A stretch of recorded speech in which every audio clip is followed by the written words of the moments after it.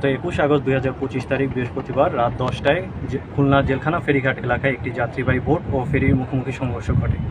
উক্ত দুর্ঘটনায় বোটে থাকা 30 থেকে 35 জন যাত্রীর মধ্যে একজন পুরুষ, একজন নারী ও একজন শিশুসহ মোট 3 জন নিখোঁজ রয়েছে বলে কোস্টগার্ড অবগত হয়। প্রাপ্ত তথ্যের ভিত্তিতে বাংলাদেশ কোস্টগার্ড স্টেশন রূপসা কর্তৃক 18 সদস্যের একটি বিশেষ উদ্ধারকারী দল রাতভর রূপসা নদীতে অভিযান চালায়। তবে রাতের অন্ধকার ও প্রবল স্রোতের কারণে নিখোঁজদের উদ্ধার করা সম্ভব হয়নি। পরবর্তীতে আজ 22 আগস্ট শুক্রবার সকাল 7টায় কোস্টগার্ড উদ্ধারকারী দল পুনরায় উদ্ধার অভিযান শুরু করে। বাংলাদেশ কোস্টগার্ড নিখোঁজ যাত্রীদের উদ্ধার নিরলস প্রচেষ্টা চালিয়ে যাচ্ছে।